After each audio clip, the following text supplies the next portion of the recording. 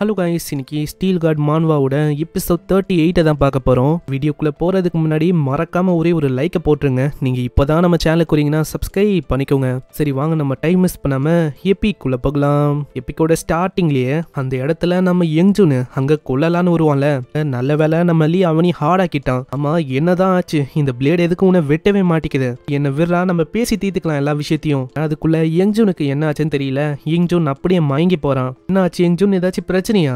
ஆமா, நான் ரொம்ப டயர்டா இருக்கேன். நான் ரெஸ்ட் எடுக்காம அங்கேயும் இங்கேயும் நிறையத்துக்கு போயினே இருக்கேன். முக்கியமா அங்கேயும் இங்கேயும் சண்டை வேற. நான் ஏதோ ஒண்ணு அந்த 3 பொண்ணுங்களை நம்ம காப்பாத்தியாச்சு. அது வரைக்கும் சந்தோஷம் தான். ஆனா நான் ரெஸ்ட் எடுத்ததுக்கு அப்புறம் உன்னை நான் விட போதில்ல. உன்னை நான் கொல்லாம விட மாட்டேன். இவன் உண்மையிலேயே ரொம்ப கஷ்டம் தான் கண்ட்ரோல் பண்றதுக்கு. ஆனா உண்மையை சொன்னா என்னோட பாஸ்ட்ல எப்படி இவன் அப்போ இருந்தானோ அந்த ஃபீலிங் லைட்டா இப்போ எனக்கு வர ஆரம்பிக்குது. உண்மையிலேயே நீ நல்ல வேலையை பண்ணிருக்க யங்ஜூன். அதனால கொஞ்சம் ரெஸ்ட் எடு. எத்துல அந்த வித்தியாசமான மிருகத்தையும் அந்த டார்க் எல்ஃபையும் இவங்க கொண்டு இருப்பாங்களே, அதுக்காக நம்ம ஹீரோக்கு ஒரு கோல்டு கலர் ஏன்ஷியன்ட் காயின் கிடைக்குது. காயினுக்கு இன்னொரு பேர் இருக்கு, காயின் ஆஃப் கனோம். ஒரு லெஜெண்டரி கிரியேட்டர் ஆஃப் எக்ஸ்டிக்கு மோஸ்ட்லி ஐட்டமோ இல்ல ஆப்ஜெக்ட்லயோ இந்த மாதிரி ஒரு விஷயத்தோட ரேஸை நம்மளால பார்க்க முடியும். இப்போ அதே மாதிரி தான் எனக்கு இந்த காயின்ல என்னால பார்க்க முடிஞ்சிருக்கு. ஏன்னா என்னோட பாஸ்ட் லைஃப்ல இந்த மாதிரி ஒரு விஷயத்தை என்னால பார்க்கவே முடியல. நான் இது ஒரு ஏன்ஷியன்ட் சிவிலைசேஷன். எப்பயுமே இது ஐட்டம்லயோ இல்ல வெப்பன்லயோ நம்மளால பார்க்க முடியும். ஆனா கிடைக்கிற அந்த விஷயம் ரொம்பவும் எக்ஸ்பான்சிவா இருக்கும். எனக்கு இந்த மாதிரி ஒரு காயின் கிடைச்சிருக்கு. இதை நான் அப்படியே முழுங்க போதில்ல.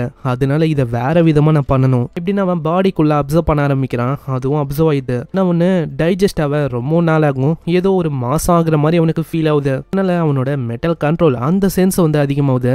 ரெண்டாவதா இன்னொரு வித்தியாசமான பவர் நம்ம ஹீரோக்கு கிடைக்குது. இப்போ நம்ம ஹீரோவால இதை அப்சர்வ் பண்ணனால ஃபாலோவர்ஸை கிரியேட் பண்ண முடியுமா? இதை கேட்கிற நம்மாலே ரொம்ப ஷாக் ஆகுறான். இது ஒன்றும் அவனோட பவரே இல்லை. அவனோட பவர் என்னது? Metal bending, metal control. இந்த மாதிரி தான். இப்பதான் ஆளுக்கு ஒரு முக்கியமான விஷயமும் ஞாபகம் வருது. இப்படி அந்த நெக்ரோமான்சர் எல்லாரையுமே கண்ட்ரோல் பண்ணானு. ஏன்னா அந்த பைத்தியக்காரன் இந்த மாதிரி விஷயத்த பண்ணி தான் எல்லாரையுமே கண்ட்ரோல் பண்ணிருக்கான்னு நினைக்கிறேன். அவனுக்கும் ஏதாச்சும் ஒரு விஷயம் கிடைச்சிருக்கும். அது வழியா ஒரு பெரிய ஆர்மியை அவன் கண்ட்ரோல் பண்ணிருக்கான். ஆனா இந்த வாட்டி நான் ஒன்னும் விட போதில்ல. அங்க இப்போ மெட்டலை கண்ட்ரோல் பண்றதுக்கான அந்த வெயிட்டேஜ் அது நம்ம லீக்கு ரொம்ப அதிகமாயிடுச்சு. அதனால நம்ம லீ அந்த நெக்ரோமான்சர் பண்றதுக்கு முன்னாடியே எல்லாத்தையுமே அப்சர்வ் பண்ணலான்னு இருக்கான். அப்புறம் நம்ம வங்சுக்கும் கேக்குறான், ஆமா யங்ஜூன் நல்லா தானே இருக்காரு, கவலையே படாத, அவன் வெறுமா தூங்குறான். ஏன்னா அவன் ரொம்ப டயர்டா இருக்கான். அதனால ஓகே தான். ஆளுக்கும் ஒரு விஷயம் வச்சிருக்கு. அதை ஆளு விடவே இல்லையே. அப்படியே கட்டி போச்சுன்னு தூங்கின இருக்கான். சர்ஜன்லி இந்த பேட்டில் இப்போ ஓவர் ஆயிடுச்சு. அதனால நம்ம கீழே போய் மத்தவங்களுக்கும் ஹெல்ப் பண்ணலாம்ல. இல்ல அதுக்கு எந்த விதமான அவசியமும் இல்ல. அந்த ஃபைட்டோட சீனை காட்டுறாங்க. நம்ம ஆளுங்க ஆப்போசிட்ல இருக்க அந்த லீடரை கொண்டுட்டாங்களே. அதனால அவங்களுக்கு என்ன பண்ணணும் தெரியல. ஒரு மாதிரி அவங்க பயந்து போய் இருக்கிறாங்க. ஆமா, நம்ம என்ன பண்றது? அவங்க எல்லாரையுமே நம்ம கொண்டுலாமா? அங்க இருக்கிற இன்னொருத்தனும் சொல்றான், நம்மளோட லீடரே இறந்து போயிட்டான். இதுக்கப்புறம் நம்மளால என்ன பண்ண முடியும்? தாலும் பரவாயில்லன்னு அங்க எல்லாருமே பயங்கரமா தாக்க வராங்க. அங்க மின்னும் பாருக்கும் ரொம்ப பயந்து போயிடறாங்க. ஏன்னா சடனா இவங்க தாக்க வராங்க. குள்ளேயே ஒரு 4-5 ஜீப் அவங்களை ஏத்துது. இதுல இருந்து வரதும் வேற யாரும் இல்ல, நம்ம யுன்ஹா தான். யுன்ஹாவை பார்த்தோன்னே அவங்களுக்கு அவ்வளவு சந்தோஷமா இருக்கு. யுன்ஹா, நல்ல டைம்ல நீங்க வந்திருக்கீங்க.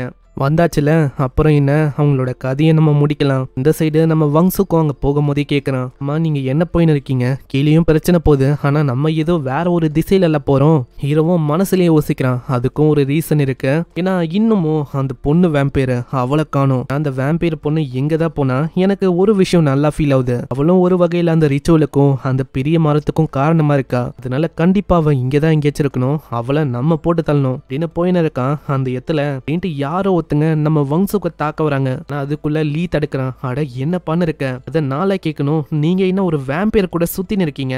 அட இருமா, அவன் வேம்பேர்லாம் இல்ல, அவன் நம்மள ஒருத்தன். என்ன தெரியாதனமா ஒரு வேம்பேரா மாறிட்டான் கேம். அதனால கம்மனாவ லீ சொல்றனால அவ ஒத்துக்கிறான்.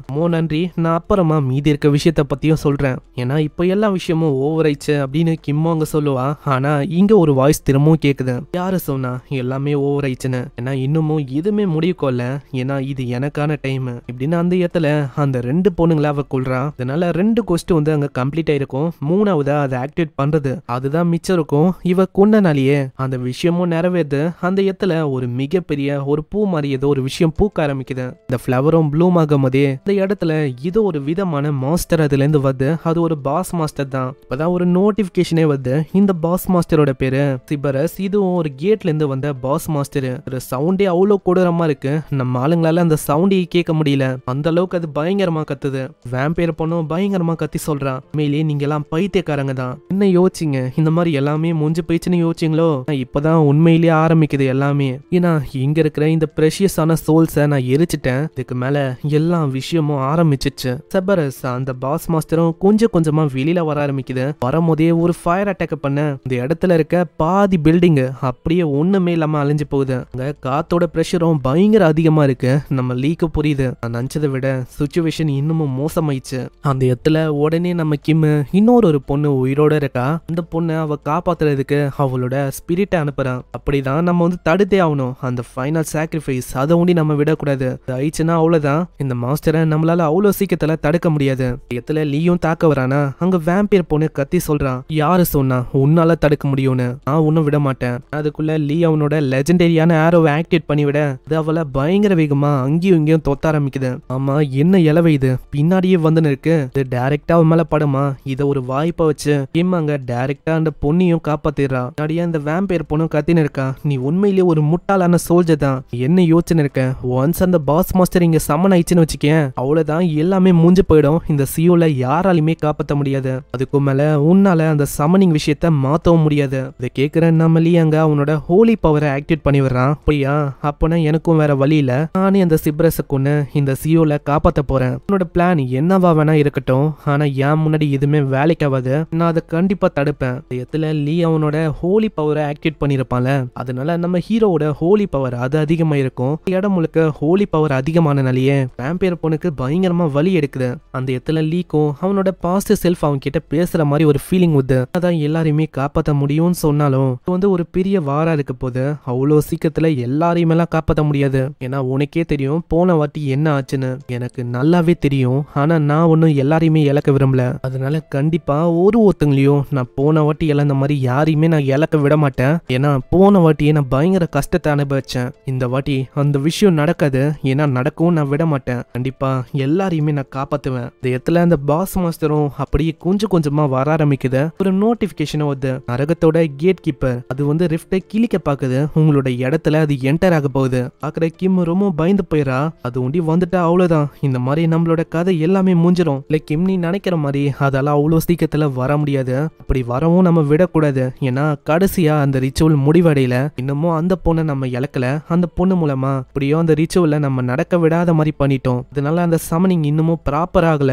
இதுதான் ஒரு வாய்ப்பு. நம்மளுக்கான வாய்ப்பை பயன்படுத்தி வீக்னஸையோ இல்ல அதை எப்படி உள்ள அனுப்புது அதை பத்தி நம்ம தேடி கண்டுபிடிக்கணும். ஆனா அதுக்குள்ள ஒரு நோட்டிபிகேஷன் எல்லாருக்குமே வருது. பாஸ் மாஸ்டரா இருக்கிற கேட் கீப்பர் ஆஃப் ஹெல் ரிஃப்டை தாண்டி உங்களோட உலகத்துக்கு என்டர் ஆயிடுச்சு அப்படின்னு சொல்ல அந்த இடத்துல ஒருத்தங்களும் ஆச்சரியமா அந்த எத்த பாக்குறாங்க. இந்த இடத்துல பயங்கர வேகமா குதிச்சு வர ஆரம்பிக்குது. அந்த இடத்துல எல்லாருமே ஷாக் ஆகுறாங்க. அங்க லீயும் சொல்றான், இந்த வாட்டி இந்த மாதிரி விஷயம் நடக்கும்னு எனக்கு தெரியும். அதுக்காகவே என்கிட்ட ஒரு விஷயம் இருக்கு. இத இந்த வாட்டி நான் முடிக்காம விட மாட்டேன். நானே இறந்து போனாலும் பரவாயில்ல அப்படின்னு அவன் சொல்றான். இங்கே இந்த எபிசோட முடியுது. பார்க்கலாம் என்ன ஆகும்னு. ஏன்னா பாஸ் மாஸ்டரா இருக்கிற அந்த சிபரஸ் அது இப்ப ஃபைனலி எத்துக்கு வந்துச்சு.